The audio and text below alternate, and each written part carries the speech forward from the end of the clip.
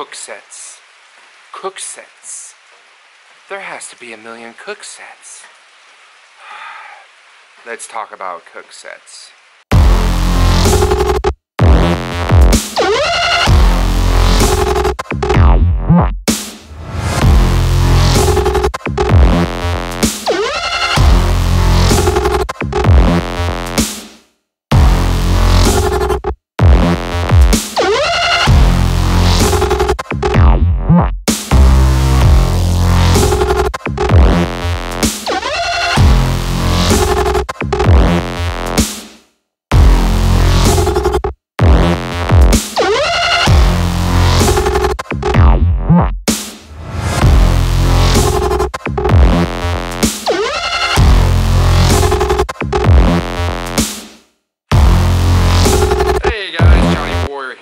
Tactical and Outdoor International.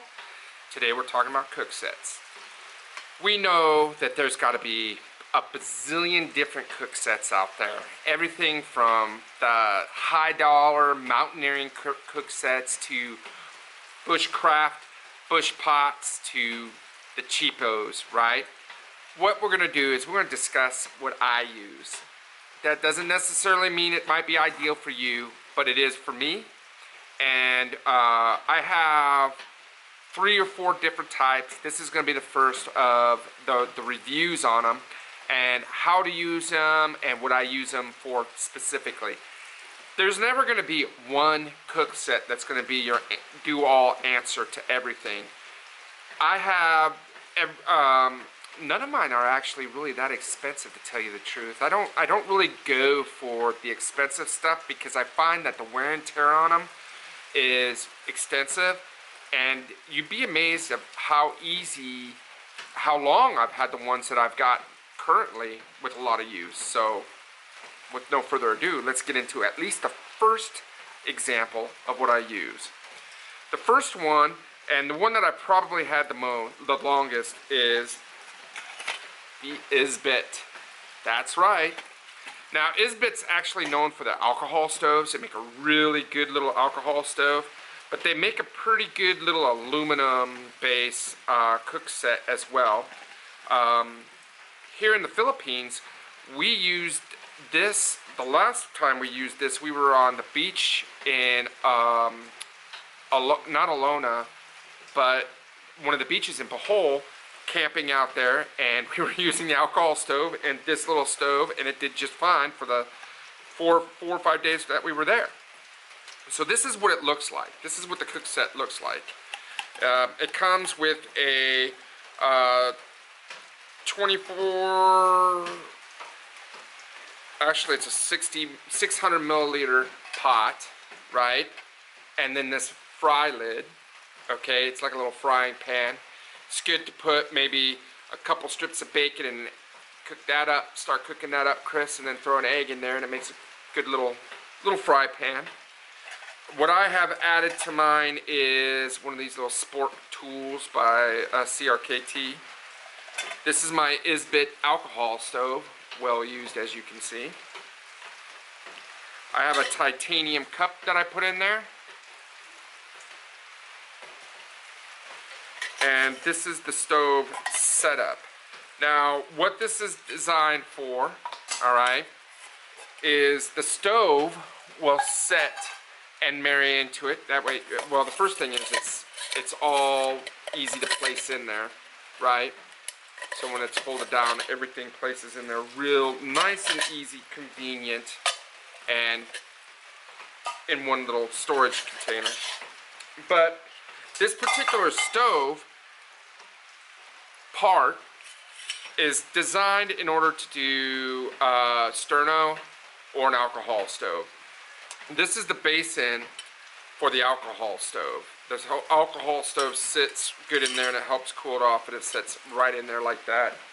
Okay, you'll see the mouth right there, and then the alcohol stove will fit right in there like that. Keeps the height perfect, good ventilation, and then your pot will go right on top of that. And I'm going to show you that sitting down on the ground here, and I'll set it up real quick. I just want to go through each of the parts. So the alcohol stove itself These Esbits are about the best that I've found on the market. I've tried a couple others and they don't last near as long, but they make a really good alcohol stove. You got to remember one thing though, you have to use denatured alcohol in alcohol stoves. I hear a lot of people talking about them in the background. I get emails relative, well, why do you use alcohol stoves and depend on alcohol stoves so much when they constantly go out on me? The reason they go out in is I guarantee you that the people that they're going out on and not working effectively on are probably using either 40% or 70% alcohol, just standard grain alcohol, like rubbing alcohol or whatever. There's water in that alcohol, and as you start to gas off the alcohol, that water condenses in there and it displaces it, and water doesn't burn, so you'll get flame outs, and they don't work real well. Denatured alcohol though, one full alcohol stove, one of these full, will boil 600 milliliters of water. Bring it to a rolling boil. Then you're going to have to fill it back up and use it for anything else. But you get that water hot, that's going to make your noodles or anything else. The way I make my noodles, the way I make my rice or anything, I boil that water, put it in, and put the top on and set it aside. And as it cools off, it'll reconstitute even rice. That's how I make it. So, this is the alcohol stove. This is the gasket lid, the lid with the gasket. So you could actually technically fill this up, and if you look in there, you can see that there's a gasket ring in there that goes in there, and you can travel with alcohol on the stove. I advise against it because it's going to leak.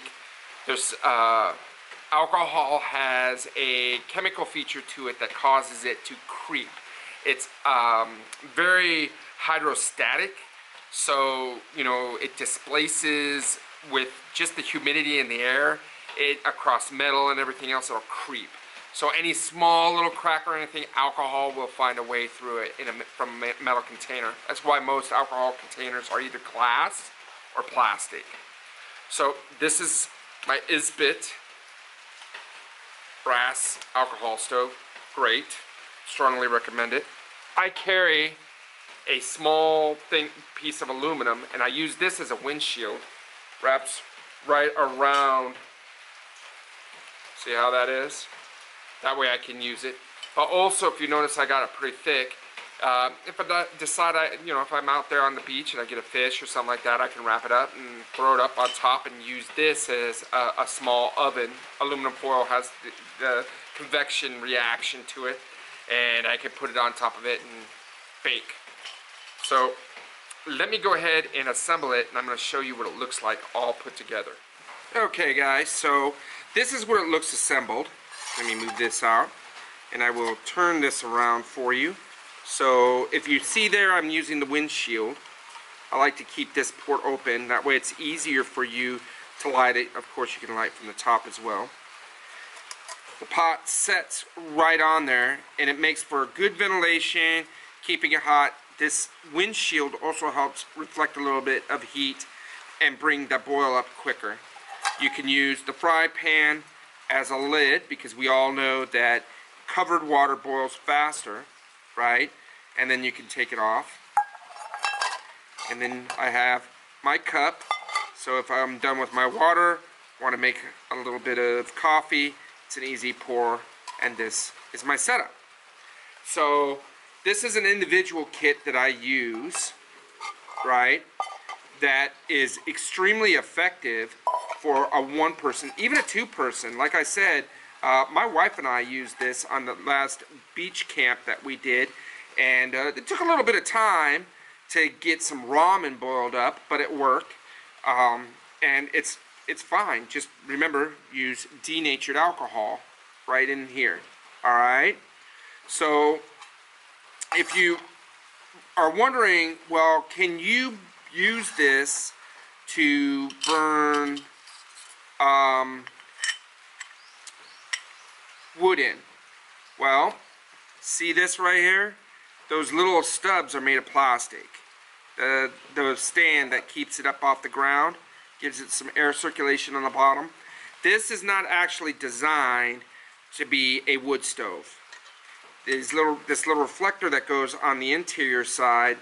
This is designed specifically to be a radiant for like sterno, or for a Esbit alcohol stove or something like that. It's not at all designed for use as a stove for wood or anything else, any of these other potential whatever. So, you know, this is the diffuser, right? It's a heat diffuser specifically for sterno, right? If you're going to use sterno, I use it. The little ribs down there, ridges, that do hold the Esbit stove in place. See, right? But I find that the distance has some issues, so I use this to bring it up just a little bit, so that I can get it closer to the bottom side, just that little bit, that little 1/8 to 1/4 of an inch that it rises it, actually does wonders to bring it closer to the bottom pot and get a better boil quicker. Okay, so remember, like I was telling you, it generally takes one full stove to boil 600 milliliters of water. So if you reduce that to 300 milliliters, I think you could reduce 1/3 of the time. I wouldn't say half, I'd say about 1/3 of the time. Alright guys, that's my introduction to the Esbit stove. I will bring out the next couple stoves over the next month or so. I don't want to go stack a whole bunch of these reviews, stove specific reviews back to back to back. I want to give you guys some different material.